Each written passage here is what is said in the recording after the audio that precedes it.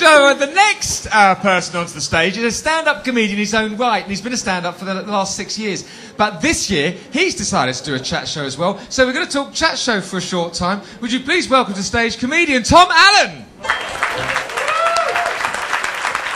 got some keyboard sound. We've got some sound on the keyboard.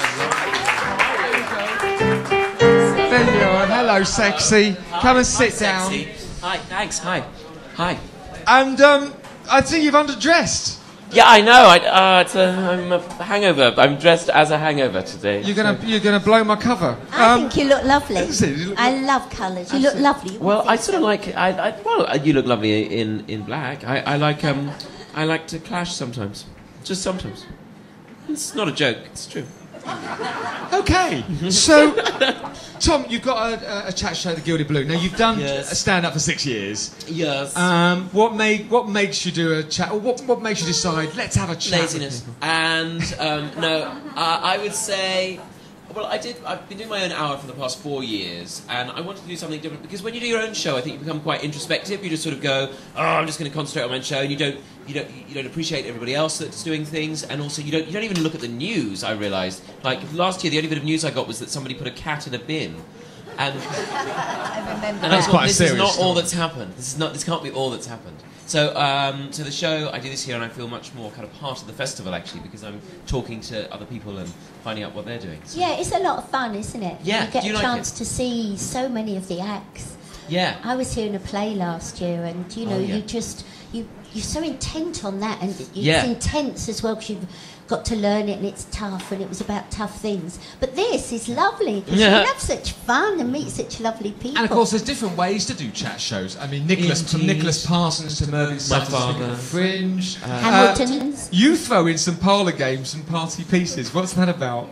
Well, I just thought, well, I quite like the old-fashionedness of it. You know, in a world before the internet and pornography, we used to play parlour games, and so it's quite nice the idea of just sort of having, I don't know, innocent fun. It's not that innocent, really, but yeah, I play one game called Are You There, Moriarty, which basically involves hitting people over the head with a newspaper. It's not intelligent, but I think what it's made me explore is the nature of sort of like what you're trying to do as a comedian, trying to have fun with people. And I think that's, you know, if you look at people like Harry Hill as well, another baldy like us, not like you, Lorraine, but like us, and, you know, that sort of fun that he has in his show, that was a big thing for me. And also Ellen, obviously. And sometimes I wear a waistcoat. Because there are quite a few gay chat show hosts, not just on the Fringe, but on telly as well. There are a lot of gay people and a lot of gay chat show hosts, and it's disgusting. You wrote... No, I'm not it's saying a not. word, actually, because I think I'm passing at the moment. You think they're what? No, I'm just having a joke with myself. Never do that again. Myself.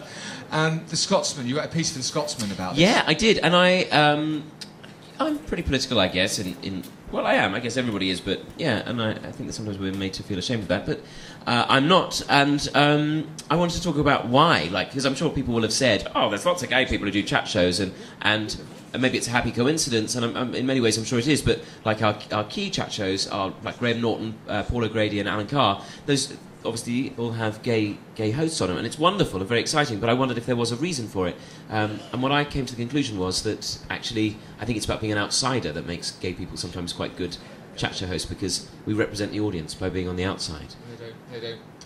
They can identify through you, kind we of... become their representative. Yeah. That's what I thought. Well, that kind of Read works. it, it's online. Kind of You can works. Google it. When we do a guest show, we're always worried that people won't turn up because they're ill or something, and that always catches you on the hop, doesn't it? Because sometimes Terry, our producer, will come up to us and say, "So-and-so's not turned up. We're putting that in his place." We have to shuffle our cards a bit. We have to shuffle. But do you get that? Do you get people who don't turn up? And what do you do if they don't turn up? Well, it's only happened once, and it was Pete Bennett, apparently, like, lovely guy, and apparently there was a mistake. Misunderstanding. It's a misunderstanding. There was a miss. There was a little Miss Sunshine. And she wasn't married, and she was quite old-fashioned. And she still insisted on calling herself Miss, and she didn't turn up. And so, so Paul, what's his name? Pete Bennett, didn't turn up, and I was like, oh, he's not here. Oh, well. And the audience was very lovely, and, you know, playing parlour games means that they're kind of quite energetic. And so I was like, oh, well, we'll just play a game with someone from the audience. And we got this lady up, and I said, what's your name? She said, I'm Sue. And I said, what do you do? She said, oh, I'm actually, she had this kind of crazy, wiry hair, glasses in her hair. I said, what do you do? She said, oh, I'm I'm a brain surgeon. I was like, oh, well, we're not going to play a game. We're going to sit down and we're going to interview you. And suddenly everybody in the room was like asking all these questions about the brain and about how the brain works. And she was answering all these questions. We were like, this is incredible. And then she went, I've got a confession to make. I'm not actually a brain surgeon. I work in IT. And I used to work in Greg's, she said. It's like, yeah. Never work with children or audience members. Or brain surgeons. They can really screw it up. Yeah, but it was quite nice. So yeah, it was quite fun, really. Yeah, and I think that's, like I say, that's the point, isn't it? Just having fun. That's the festival, having fun with people. Well, I know that last year we had Kate Copstick on the show to do the reviews. Oh yeah. And somebody took umbrage with one of her reviews of one of the comedians. And the moment that that happened, of course, I brought the audience member up on stage to have it out with Kate Copstick. Oh yeah. And that was it was one of those moments of the Fringe and that's what you can do sometimes, because it's the Fringe. I think people expect it to go a little bit one way or another, and you can play it one way or another, can't you?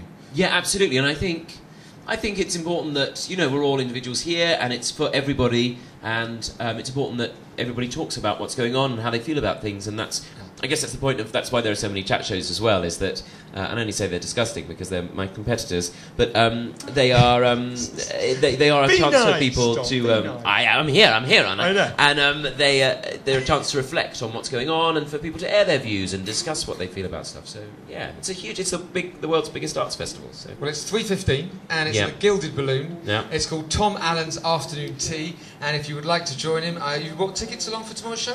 No, you have to email me. I was going to do it that way. Okay. That was the option I got on the email, that you can just put in an email, so you can have a ticket, and then you can come whatever day you like. See Terry after the show, but for now, please put your hands together for the enchanting Tom Allen. Thank you very much.